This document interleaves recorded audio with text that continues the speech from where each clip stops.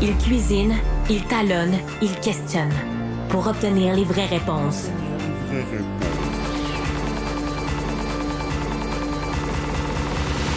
Du Trizac.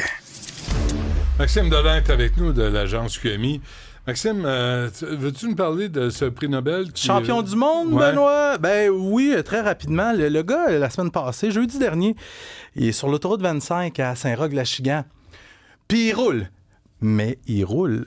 Il est intercepté à 203 km/h. Oh, c'est une zone de 100, évidemment. C'est l'autoroute. Là. Ouais. Toi, tu te dis, bah, regarde, un adepte du volant. Le problème, c'est qu'il y a sa conjointe à côté de lui, puis il y a un bébé de 8 mois en arrière OK. quand il se fait intercepter. Donc, les policiers ont fait des démarches pour faire un signalement à la DPJ, juste pour rapporter l'événement, parce que le conducteur a l'air d'un père avec beaucoup, beaucoup de jugement. Son permis a été suspendu sur le champ. Il a reçu une contravention de 1 911 $, 24 points d'inaptitude ajoutés à son dossier de conduite. Et aussi, son véhicule a été remorqué. Mais tu sais, quand tu roules à 200, tu te dis, hey, tu sais, il y a une Audi A4 2023, quelque chose comme ça. Non, c'est un vieux 2008. Quel modèle? Je sais pas. Pourrais m'informer si... 2008. Quand même un char de 17 ans. Oui, puis si à 200 km/h, si un morceau brise, là, c'est ça. tu reviens... Mais c'est ça. Le jugement n'est pas donné à tous et à toutes. Non. Moi, je me suis toujours dit que ça prend un permis pour chasser puis pêcher. Pour conduire aussi. Pour conduire, pour faire des pour enfants. Être parent, tu parles. Ouais. Il me semble que des fois, ça prendrait un permis. Ben, parce que quand tu es prêt à mettre la vie en danger de tes enfants parce que tu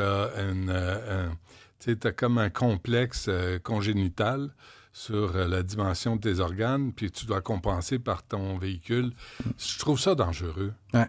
Mais c'est le père en moi qui parle. Le père en nous. En toi puis moi. Oui. Mais le père qui est en moi, il n'est pas en toi. Ton père est en toi. Mon père est en moi. Et t'ouvres la porte, Benoît. Non, c'est ça. C'est pour ça que je vais pas aller là. OK. Et justement, en parlant de conducteurs douteux. Ah oui, article de ma collègue Valérie Gontier dans le journal qui vient tout juste de sortir. Une peine de prison historique pour ce camionneur qui a causé la mort de 4 personnes sur l'autoroute 440 à Laval. Moi, tu sais, tu le sais, je couvre des tragédies à longueur de journée. Cet événement-là, moi, c'est encore marqué. Les images, tout ce qui se passait là, c'est Jagmeet Grewal qui est écopé d'une peine de 10 ans de prison, soit la peine la plus sévère jamais donnée au Canada pour un cas similaire. Le 5 août 2019, Grewal était au volant de son semi-remorque sur la 440. Il a foncé dans une file de voitures immobilisées devant lui. Il y a eu 4 morts, mais en plus des 4 morts, je te confirme que 6 ans plus tard, il y a encore beaucoup de gens impliqués de près ou de loin dans cet événement-là qui ont des blessures psychologiques. Ah oui. C'était une scène apocalyptique sur l'autoroute. Il y avait des véhicules en feu à gauche et à droite. Il y avait des gens qui couraient, qui criaient. Il y en avait d'autres qui essayaient de sauver des gens coincés dans des voitures en feu. C'était l'apocalypse, je te le dis. Le problème là-dedans, c'est que Jagmeet Grewal n'aurait jamais dû être au volant d'un semi-remorque parce que la Société de l'assurance automobile du Québec lui avait interdit de conduire un poids lourd pour le restant de ses jours, notamment en raison de problèmes psychiatriques et de problèmes de santé qui étaient incompatibles avec le fait de se retrouver derrière un poids lourd. Les images, là, ça fait peur. Puis Jagmeet Grewal, lui, voulait tellement conduire un camion qu'il avait réussi à retrouver son permis en mentant d'abord à la SAC, en mentant à son nouvel employeur et en mentant aussi à son assureur. Fait que le juge lui donne une peine exemplaire, oui, pour envoyer... Il a dit la tête de champion. Ouais. Le juge le condamne à une peine exemplaire pour envoyer un message, oui, mais aussi parce que Jagmeet Grewal, encore aujourd'hui, n'a exprimé aucun remords pour les événements, pas pour les victimes non plus. Il n'y a pas eu de prise de conscience et il s'est montré, selon le juge, très égocentrique. Alors, tu sais, c'est-tu mérité? Je pense que oui. Non, je pense pas. Je pense que la question se pose même pas. Il y a des gens morts. Puis c'est ça, quand on parle de blessés, il y en a qui ont des séquelles à vie. Mais c'est ça, c'est des blessures psychologiques que ça, tu mets pas un plaster puis ça part. Non, ça prend du temps. Ouais. Il y a des gens qui sont marqués à vie. Ouais. Et de savoir qu'il n'y a aucun remords, c'est pas je vais rouler ma... Ouais, OK, c'est correct. Quoi d'autre? Je vais te parler de ce féminicide hier à Châteauguay. Ouais. Benoît, Lisa Marie Rittard, Ginette Gosselin, Loukou, Denise Brouillette, Nelly Tugolak-Wilson, Lynn Fournel et maintenant Simone Mahan. Toutes des femmes qui ont été assassinées par un conjoint ou par un proche ou même dans un cas par un inconnu depuis le début de l'année. Simone Mahan, 45 ans, qui a été assassinée hier après-midi à Châteauguay. Son mari, Mbo Marcelin Coman, qui a été arrêté peu de temps après, doit comparaître au cours des prochaines minutes au palais de justice de Salaberry de Valleyfield. Mais tu sais, Benoît, regarde cette photo-là. Là, je montre une photo du couple. Un couple comme il y en a des centaines de milliers au Québec.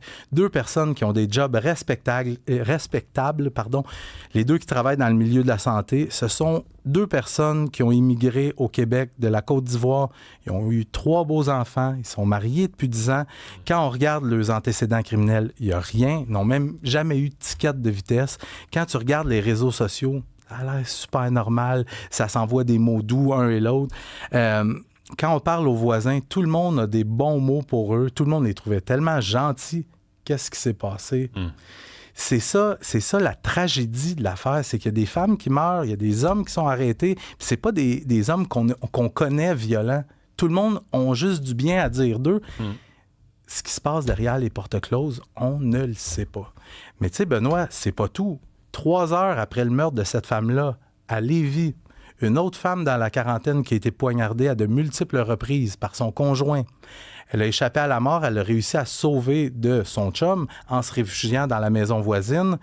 Et son chum, à ce moment-là, a pris le téléphone, a appelé le 911 pour dire ce qui venait de se passer. La femme a été transportée à l'hôpital. Les médecins lui ont sauvé la vie parce que, avec les blessures qu'elle avait, elle devait mourir. On lui a sauvé la vie. Le suspect devrait comparaître au cours des prochaines minutes au palais de justice de Québec sous une accusation de tentative de meurtre. OK. Ouais.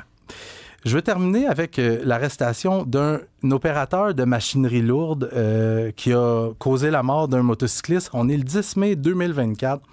Il y a un grave accident dans une zone de travaux dans l'ouest de l'île de Montréal sur l'autoroute 40. Il y a un motocycliste de 20 ans qui s'appelle Matteo Visnadi qui fonce dans une chargeuse.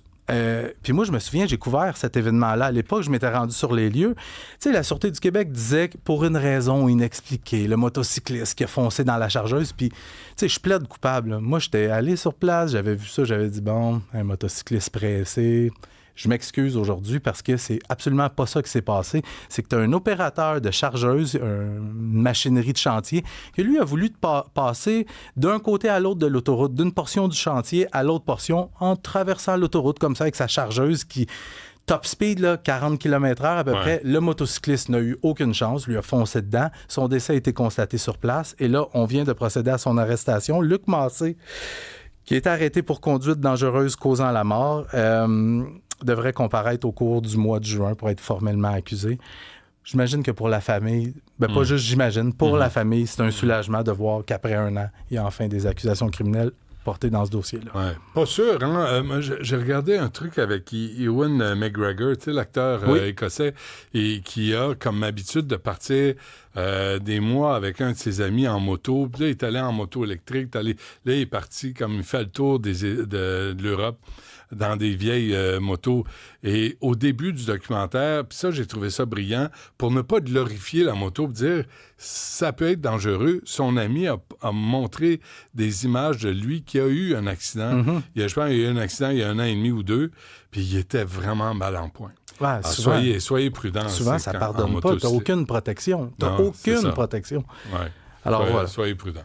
Parfait, parce que Tom Cruise, là, ce qu'il fait, là... Hey, Tom Cruise, là... Ouais. Ah oui? Hey, m'en sac-tu de Tom Cruise, moi? Parfait, choque-toi pas. Merci, Maxime. Allez.